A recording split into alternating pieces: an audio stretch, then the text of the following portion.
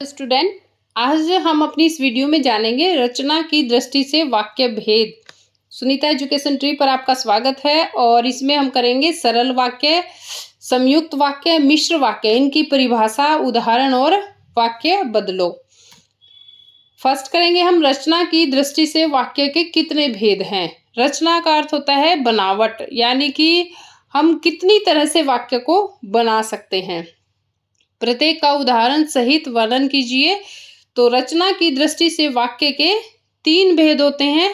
पहला है सरल वाक्य यानी कि सिंपल सेंटेंस, दूसरा है संयुक्त वाक्य यानी कि कंपाउंड सेंटेंस, और तीसरा है मिश्रित या मिश्र वाक्य, ये भी कंपाउंड सेंटेंस है। इसका अर्थ है कि यहाँ एक ही वाक्य होगा और यहाँ पर दोनों में एक से ज्यादा वाक्य होंगे। सबसे पहले हम देखते हैं सरल वाक्य। इसकी परिभाषा और उदाहरण करते हैं हम। जिस वाक्य में केवल एक उद्देश्य तथा एक ही विधेय होता है उसे सरल वाक्य कहते हैं। उदाहरण है विद्यार्थी पढ़ रहे हैं। अब आप सोचेंगे कि उद्देश्य विधेय, जिसको पता है सही है, नहीं पता तो वो कंफ्यूज हो जाते हैं। तो उद्देश्य क्या होता है अभी बताते हैं। विद्यार्थी पढ़ रहे हैं, अब इसमें किसके बारे में बात हो रही है? विद्यार्थी के बारे में। मेरी परीक्षाएं हो चुकी है, यहां में किसके बारे में बात हो रही है? मेरे बारे में। लड़के फुटबॉल से खेल रहे हैं, यहां में लड़के के बारे में। और वह रोटी खाकर विद्यालय जाता है, यहाँ वह यानी कि कोई बंदा है उसके बारे में बात हो रही है, बच्चा है। तो उद्देश्य क्या है? ये चारों ही जो है वो उद्देश्य है, यानी कि जिसके बारे में बात हो रही है वो उद्देश्य होता है। और विधेय क्या है कि उसके बारे में क्या कहा जा रहा है, वो विधेय होता है। जैसे विद्यार्थी पढ़ रहे हैं, ये क्या है? विधेय। परीक्षाएं हो चुकी है, ये क्या है? विधेय। ठीक है, क्लियर? यानी कि सरल वाक्य में एक ही उद्देश्य और एक ही विधेय होता है। सिंपल सेंटेंस इसे ही बोलते हैं। नेक्स्ट हमारा संयुक्त वाक्य। इसमें 2 या 2 से अधिक उपवाक्य जो है किसी योजक अव्यय शब्द से जुड़े रहते हैं। इन योजक शब्दों के दोनों तरफ के वाक्यों का अर्थ पूर्ण होता है, यानी कि पूरा कंप्लीट होता है। उन्हें ही हम क्या बोलते हैं? संयुक्त वाक्य। और जैसे में क्या है? और, या, तथा, अथवा, अन्यथा, वरना, किंतु, परंतु, पर, इसलिए आदि जो है अव्यय शब्दों के द्वारा जुड़े रहते हैं ये वाक्य दोनों। अब आके क्लियर हो जाएगा आपको एग्जाम्पल में। वह चला गया परंतु रास्ते से लौट आया। अब यहाँ पे अव्यय शब्द कौन सा है? परंतु। अव्यय शब्द कौन से होते हैं? जो वाक्य में अगर हम इसमें चेंज कर देंगे, वह चली गई कर दें या वे सब चले गए, लेकिन परंतु शब्द जो है ये परंतु ही रहेगा, ये नहीं बदलेगा। अव्यय शब्द वो होते हैं जो वाक्य के लिंग, वचन, पुरुष इनमें परिवर्तन होने पर भी नहीं बदलते, एज इट इज रहते हैं, तो उन्हें ही हम अव्यय शब्द कहते हैं। तो वह चला गया परंतु इससे जुड़े हुए ये दोनों, रास्ते से लौट आया। अब इसमें आगे क्या था कि योजक शब्द के दोनों तरफ के वाक्य, तो ये योजक शब्द है हमारा परंतु, इसके दोनों तरफ के वाक्य इनका अर्थ पूर्ण होता है, यानी कि पूरा होता है। वह चला गया, यह एक वाक्य कंप्लीट हो गया ना, वह चला गया। परंतु रास्ते से लौट आया। अब परंतु को हटा दीजिए थोड़ी देर के लिए, ये 2 वाक्य अलग अलग कर देते हैं हम। वह चला गया, ठीक है। यहाँ पे संज्ञा या सर्वनाम जो भी पहले वाक्य में होगा उसे ही हम दूसरे वाक्य में भी लगा देंगे। वह रास्ते से लौट आया, ठीक है, ये भी कंप्लीट वाक्य हो गया अपने आप में। तो यहाँ पे दूसरी बात यही है, एक तो ये अव्यय शब्द से जुड़े होंगे और दोनों तरफ के जो वाक्य है वो कंप्लीट हो गए, अपने आप में पूरे होंगे, यानी कि इनको अलग अलग कर दिया जाए तो वो अपना अपना पूरा अर्थ देंगे। माता ने काम पूरा किया। अब अव्यय शब्द या योजक शब्द क्या है? और। मेहमान आ गए, बस यहाँ पे हमें संज्ञा या सर्वनाम लगाने की आवश्यकता भी नहीं है। तुम मान जाओ अन्यथा पिटोगे। अब यहाँ पे हमें लगाना पड़ेगा ये जो पहले वाला है ना, सर्वनाम शब्द संज्ञा के स्थान पर तुम पिटोगे, कंप्लीट है ये भी। यानी कि जो भी, वह हमेशा खेलता है इसलिए वह पढ़ नहीं पाता। यानी कि जो भी शब्द, योजक के दोनों तरफ के शब्द जो है वो अपने आप में पूरा अर्थ देंगे। अब अगला करेंगे ना हम संयुक्त वाक्य, तब और क्लियर हो जाएगा। थर्ड है हमारा मिश्रित वाक्य, संयुक्त वाक्य के बाद। अब यहाँ पे आपको पिछला क्लियर हो जाएगा बिल्कुल, जैसे ही ये समझ में आएगा। तो मिश्रित को हम मिश्र वाक्य भी बोलते हैं।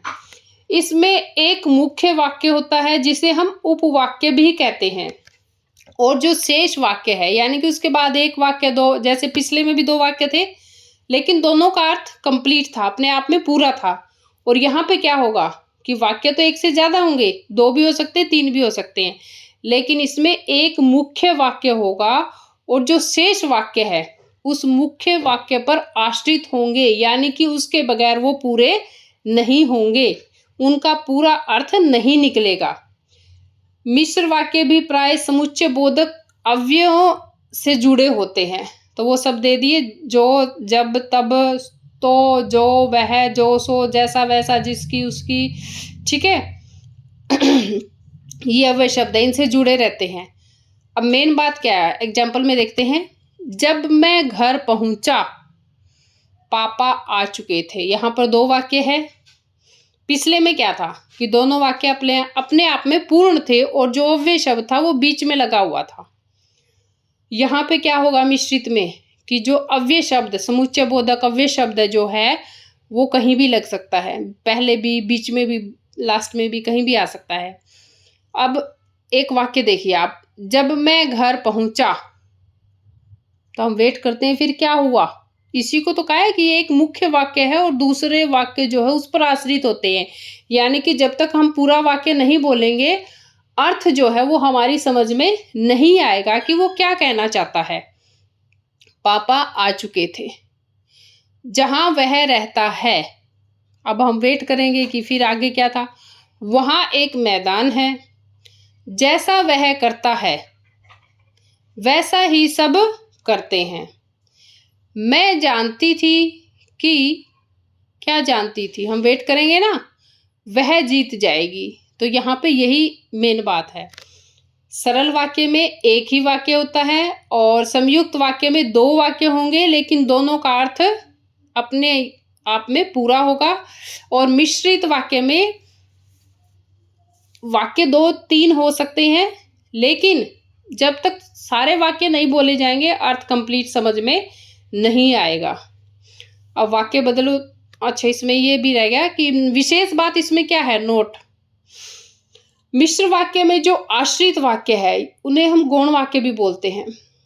और ये जो है वाक्य के आरंभ यानी कि स्टार्टिंग में, मध्य यानी कि बीच में और अंत में, तीनों स्थानों पर आ सकते हैं। कैसे, जैसे देखो, जो शब्द क्या है, अव्यय शब्द है ये। जो व्यक्ति यहाँ आया था वह बहुत बीमार था, ये मिश्र वाक्य है। वह व्यक्ति जो यहाँ आया था, हम वेट करें ना, फिर क्या हुआ, बहुत बीमार था। वह व्यक्ति बहुत बीमार था जो यहाँ आया था। अब जो शब्द है ये अलग अलग जगह पे लगा हुआ है, लेकिन अर्थ तीनों में सेम ही है। यहाँ पे सबसे बड़ी बात क्या है कि कई बार टीचर हमें समझाता है, मान लिया यही वाक्य है, टीचर ने हमें बताया और टीचर ने आंसर में हमें ये फर्स्ट वाक्य बता दिया। फिर जिन बच्चों ने ये 2 वाक्य बनाए थे वो सोचते हैं कि हमारा तो गलत हो गया, हमें तो समझ ही नहीं आया। तो उनके लिए ये बात विशेष तौर पे ध्यान देने योग्य है कि हमें सिर्फ ये देखना है कि जहाँ भी हमने अव्यय शब्द लगाया है, कहीं भी लगाया हो, यहाँ पे तीनों जगह ये लग सकता है, जो वाक्य का जो अर्थ है हमें पहले उसको समझना है, और हमने जो वाक्य बनाया है उसका अर्थ भी वही होना चाहिए, अर्थ नहीं बदलना चाहिए वाक्य का। अगर अर्थ बदल गया तो आपका वाक्य इसका मतलब गलत है, अगर अर्थ नहीं बदला तो आपका वाक्य जो है, आपने जो भी परिवर्तन किया है उसमें, वो सही है। ठीक है, अब वाक्य बदलते हैं। वाक्य कई तरीके से बदले जाते हैं। जैसे सरल वाक्य से हम संयुक्त और मिश्र में बदल सकते हैं, संयुक्त वाक्य से हम मिश्र में और सरल में बदल सकते हैं, और यदि हमें मिश्र वाक्य दिया जाए तो उसे हम संयुक्त और सरल में बदल सकते हैं, यानी कि सभी वाक्यों को एक दूसरे में बदला जा सकता है। जैसे सरल वाक्य क्या है, शोर मचाकर नेहा ने डांट खाई है। हम इसको संयुक्त वाक्य में कैसे बदलेंगे कि नेहा शोर मचा रही थी इसलिए डांट पड़ी।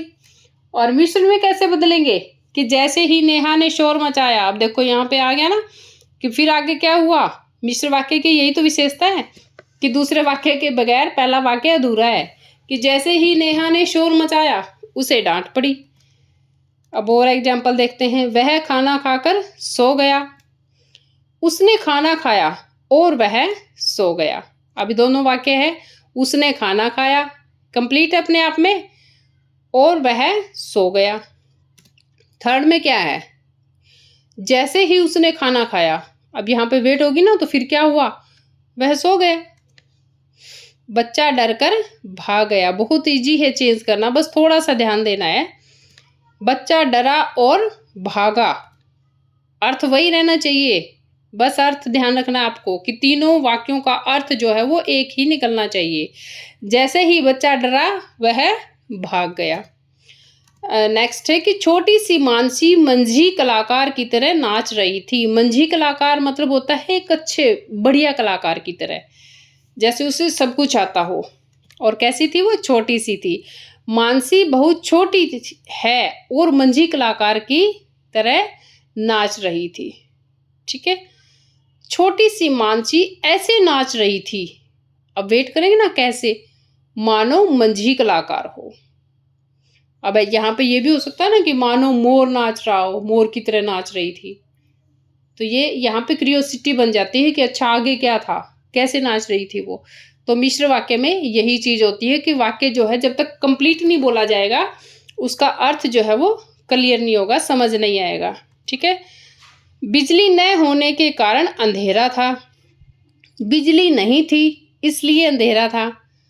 वहां इसलिए अंधेरा था क्योंकि बिजली नहीं थी। तीनों का एक ही अर्थ है ना, जब बिजली नहीं थी तब अंधेरा था, जैसे ही बिजली चली गई वैसे ही अंधेरा हो गया। ठीक है, ये उसके एक्स्ट्रा एग्जाम्पल्स है, क्योंकि मिश्र वाक्य जो है वो स्टार्टिंग में, बीच में और लास्ट में तीनों जगह आ सकते हैं। मैं खाना खाकर पढ़ने लगी, मैंने खाना खाया और पढ़ने लगी, खाना खाते ही मैं पढ़ने लगी। ठीक है।